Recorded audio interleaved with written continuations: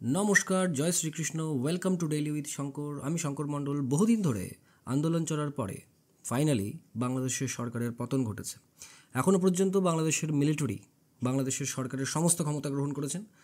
বাংলাদেশের যে প্রধানমন্ত্রী শেখ হাসিনা, তিনি মিলিটারি চাপের কারণে আর্মি তাকে লিটারেলি এটা বলেছে যে ৪৫ মিনিট সময় দেওয়া হচ্ছে, যে আপনি রিজাইন করুন এবং get out of the country. Sheikh Hasina প্রেশারে এসে সেটাই করেছেন। তিনি রিজাইন করেছেন এবং আজকের সময়ে তিনি নিজের সেফটির জন্য ভারতবর্ষে চলে এসেছেন। হেলিকপ্টার করে এনাকে সেফলি ভারতে নিয়ে আসা হয়েছে। আর এরপরেই দেখা গেছে যে বাংলাদেশের সেনাপ্রধান সম্পূর্ণ দেশকে সম্বোধিত করেছেন এবং বলেছেন, আই অ্যাম ইন চার্জ নাও। বাংলাদেশের আর্মি এখন সামলাচ্ছে বাংলাদেশের সমস্ত সিচুয়েশন। আর তিনি এটাও বলেছেন যে খুবই তাড়াতাড়ি একটি ইন্টারিম সরকার গঠন করা হবে এবং এখন একটা ইন্টারিম গভর্নমেন্ট ফর্ম করে আমরা আমাদের কার্যক্রম পরিচালনা কিন্তু ফর দ্য টাইম বিং ওয়াকিরুজ্জামান ইনি হলেন বাংলাদেশের বর্তমান সবচেয়ে শক্তিশালী ব্যক্তি। শেখ হাসিনাকে একেবারে কমপ্লিটলি ক্ষমতা থেকে সরিয়ে ফেলা হয়েছে। এগেইন এই ঘটনাটি সত্যি অত্যন্ত শকিং ভারতের জন্য, কেননা শেখ হাসিনা ছিলেন একজন friendly leader of India. Bharat এবং বাংলাদেশের যে বন্ধুত্বসুলভ দ্বিপাক্ষিক সম্পর্ক ছিল, এতে শেখ হাসিনার গুরুত্বপূর্ণ রোল ছিল। এখন দেখুন, বাংলাদেশের যে সেনাপ্রধান ক্ষমতায় এসেছেন, তিনি কি প্রো ইন্ডিয়া হবেন না অ্যান্টি ইন্ডিয়া হবেন, এনার স্টান্স কী হবে, এটি লক্ষ্য করতে হবে। তবে একটা জিনিস লক্ষ্য করুন, ভারতের পার্শ্ববর্তী বহু দেশের যা পরিস্থিতি, কয়েকদিন আগে মায়ানমারের সেনা ক্ষমতায় এসছে, বাংলাদেশেরও একই ঘটনা। পাকিস্তান তো ডেমোক্রেসি শুধু মুখের কথা মাত্র। সাধারণ পাকিস্তানি বলেন যে এদের দেশের সরকার লিটারেলি এদের আর্মি চালাচ্ছে। ভারতে কোনো না কোনোভাবে আজও ডেমোক্রেসি টিকে রয়েছে। হয়তো এখন অনেকেই প্রশ্ন করেছেন যে হঠাৎ করে বাংলাদেশে কেন এভাবে সব বদলে গেল, হঠাৎ আর্মি কেন শাসন হাতে করে নিল। এর কারণ কি? সমস্ত কিছুই আমরা প্রথম থেকে বিস্তারে জানবো। আমরা জানবো যে ২০২৪-এর শুরু থেকে এখনও পর্যন্ত, মানে আগস্ট মাস পর্যন্ত কী কী ঘটেছে বাংলাদেশে। এর থেকে আপনি ধারণা পেয়ে যাবেন আসলে হয়েছেটা কি। প্রথমে তো দেখুন, বাংলাদেশে হয়েছিল নির্বাচন জানুয়ারি ২০২৪-এতে। রেজাল্ট এলো এবং শেখ হাসিনা চতুর্থবার হয়েছিল বাংলাদেশের প্রধানমন্ত্রী। যেই না নির্বাচন শেষ হয়েছিল, ইউএস থেকে স্টেটমেন্ট আসা শুরু হয়ে গিয়েছিল কি বাংলাদেশের নির্বাচনে হয়েছে ঘোটালা বা ৯/৬। ইউএসএ এই সমস্ত ওপেনলি বলেছে না। অবভিয়াসলি এর ফলে বাংলাদেশের বহু পলিটিক্যাল পার্টিস এবং লোকের প্রোটেস্ট শুরু হয়ে যায়। কিন্তু এই সমস্ত বিদ্রোহ খুব ক্ষুদ্র আকারের ছিল। এরপরে শেখ হাসিনা একটি হিন্ট আমাদের দিয়েছিল যে এক বড় কোনো ওয়েস্টার্ন কান্ট্রি নাকি বাংলাদেশের মধ্যে তাদের এক মিলিটারি বেস বানানোর জন্য প্রেশার দিচ্ছিল। আর যদি না দেওয়া হয় তবে মায়ানমার ও বাংলাদেশের ভূমি ভেঙে একটি নতুন দেশ বানিয়ে দেওয়া হবে, এমনটা তিনি বলেছিলেন শেখ হাসিনা। বাংলাদেশের পিএমের শকিং স্টেটমেন্ট, ইউএসএ ভারতের পাশেই একটি নতুন দেশ বানাতে চায়, এই কথা শোনার পর পরিষ্কার বোঝা যাচ্ছে যে তিনি ইউএসের বিষয়ে বলছেন। তার উপরে বহু চাপ দেওয়া হয় যে আমাদেরকে মিলিটারি বেস দেওয়া হোক, না হলে আপনি বিপদে পড়বেন। আর ওই সমস্ত খবরে বাংলাদেশের পিএম এক বড় ধরনের বিপদ ডেকে এনেছে ইউএসের ব্যাপারে হিন্ট দিয়ে। দেখুন, পাকিস্তানে একসময় ইমরান খান ইউএসের ব্যাপারে প্রচুর নিন্দা করেছিল, আর এর ফলে তার কী অবস্থা হয়েছিল তা সকলেই জানেন।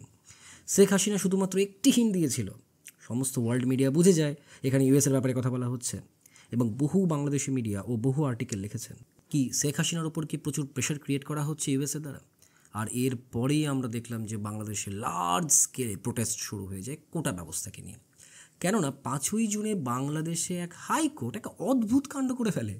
নাও, বাংলাদেশে বহু লম্বা সময় ধরে কোটা বা আরক্ষণ বা রিজার্ভেশনের একটা সমস্যা চলছিল। যেমনটা আপনারা জানেন যে বাংলাদেশে ১৯৭১ সাল তৈরি হয়েছিল। আর যেই ব্যক্তি বাংলাদেশের সেই স্বাধীনতা সংগ্রামে লড়াই করেছিল, সেই সমস্ত লোকেদের যে আত্মীয়রা আছেন তারা বর্তমানে বাংলাদেশের সরকারি চাকরিতে 30% কোটা পেত। কিন্তু এই বিষয় নিয়ে বাংলাদেশে ২০১৮ সালে আরও একবার প্রোটেস্ট হয়েছিল। সেইবারই মনে হচ্ছিল যে এই ঘটনাটি এখানেই শেষ হয়ে যাবে, কারণ ২০১৮ সাল থেকে কোর্ট কিন্তু 30% এই কোটাটা তুলে ফেলেছে। কিন্তু জুন ৫, ২০২৪-এ বাংলাদেশের এক হাইকোর্ট বলেছেন যে সরকার পুরনো সেই 30% কোটার ব্যবস্থাকে পুনরায় যেন ফেরত নিয়ে আসে। এখন এই সবের মাঝে শেখ হাসিনার কোনো ভূমিকাই নেই। হাইকোর্ট নিজেই অর্ডার দিয়েছে যে কোটা পুনরায় নিয়ে আসা হোক, জনগণ রাস্তায় নেমে যান। বহু বাংলাদেশি ছাত্রছাত্রী রাস্তায় রাস্তায় বিক্ষোভ শুরু করে দেয় এবং মাস স্কেলে এই সমস্ত বাংলাদেশ জুড়ে আন্দোলন শুরু হয়। আর তারা দাবি করতে থাকেন যে 30% যে কোটা রয়েছে এটাকে সরিয়ে ফেলা হোক। সত্যি বলতে বাংলাদেশের এই কোটা বা আরক্ষণের মাত্রা বহুল একটা আকার ধারণ করেছিল। এই দেখুন, যেমন দেখতেই পাচ্ছেন 10% আরক্ষণ ব্যাকওয়ার্ড ডিস্ট্রিক্টের জন্য, 10% মহিলাদের জন্য। বেসিক্যালি মেরিটের ভিত্তিতে, যেটা নন কোটা, যে সমস্ত মেরিটের ভিত্তিতে হয় চাকরি, সেই সমস্ত সিটের মাত্রা ছিল মাত্র 44%। নাও এই অবস্থা দেখে তাড়াতাড়ি বাংলাদেশের সুপ্রিম কোর্ট বলে যে বহু জায়গায় আন্দোলন হচ্ছে আর সুপ্রিম কোর্ট মাস স্কেলে এই কোটা সরিয়ে ফেলে এবং মেরিট বেসড পদ্ধতিতে 44% থেকে 97% পর্যন্ত এটাকে নিয়ে যাওয়া হয়। কিন্তু তারপরেও বাংলাদেশের আন্দোলন থামার কোনো চিহ্নই দেখা যাচ্ছিল না। এইবার প্রোটেস্টাররা ওপেনলি দাবি করতে থাকে যে শেখ হাসিনাকে সরিয়ে ফেলা হোক। আপনি দেখুন যে এই কোটা একে পুনরায় চালু করার প্রস্তাব হাইকোর্টের, সুপ্রিম কোর্ট আবার পুনরায় সেই কোটাকে সরিয়ে ফেলেছে। জুডিশিয়ারির সাথে কোনো দায়িত্ব বা কর্তব্য নেই শেখ হাসিনার এখানে, কিন্তু তবু শেখ হাসিনাকে দোষী ঘোষণা করা হচ্ছিল, কেননা বহু আন্দোলনকারী মারা যান।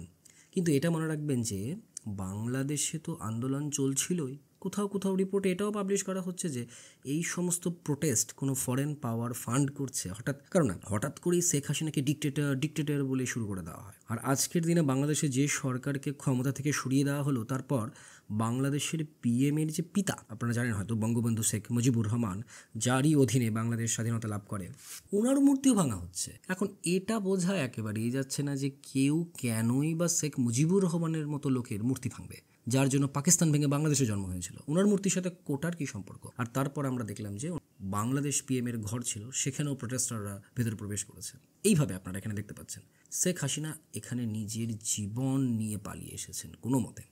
এই সমস্ত প্রোটেস্টার বাংলাদেশ পিএমের যে রেসিডেন্স সেখানেও পৌঁছে গিয়েছিল এবং রীতিমতো চুরি চামারি করেছে আন্দোলনকারীরা নিজের দেশে। অনেক কিছুই এখানে ঘটতে পারতো। This is really very strange.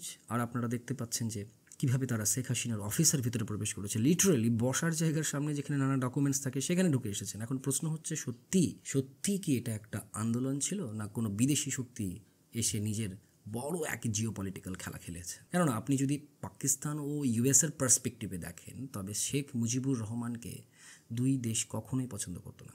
কারণ আপনাকে বুঝতে হবে যে তার জন্যই বাংলাদেশ পাকিস্তানের থেকে আলাদা হয়েছিল না। অবভিয়াসলি ইন্ডিয়ান আর্মি সেখানে একটা ক্রুশিয়াল রোল ছিল, কিন্তু প্রধান যে আভ্যন্তরীণ আন্দোলনের শুরু বাংলাদেশে তিনি প্রথম করেছিলেন। এই কারণে ইউএসএ পাকিস্তানের একে কখনোই প্রপার রেসপেক্ট। তো এই যে প্রোটেস্টাররা শেখ মুজিবুর রহমানের মূর্তি ভাঙছে, এখন এটা দেখে প্রশ্ন একটাই ঘুরে ফিরে আসছে যে এনার মূর্তির সাথে কোটার কি সম্পর্ক, এখানে আসলে হচ্ছেটা কি? আর সব থেকে বড় প্রশ্নের উত্তর তো আমরা তখনই জানতে পারবো যখন বাংলাদেশের মিলিটারি স্ট্যান্ড কি, গ্লোবাল ঘটনাবলীর পরিপ্রেক্ষিতে ইন্ডিয়ার সাথে সম্পর্ক কি, ইউএসের সাথে সম্পর্ক কি প্রভৃতি নিয়ে। এখন কি জেনুইনলি আগামী কয়েক বছরের মধ্যে ইউএসএ কি মিলিটারি বেস মিলবে বাংলাদেশে?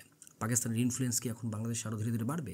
এগুলো লক্ষণীয় বিষয়, কিন্তু এখনও পর্যন্ত যা যা সেখানে ঘটেছে তা সত্যি কিন্তু দুর্ভাগ্যজনক এবং সত্যি ভারত এতে কিন্তু খুবই চিন্তিত। আশা করি ভিডিওটা আপনাদের খুব ভালো লেগেছে।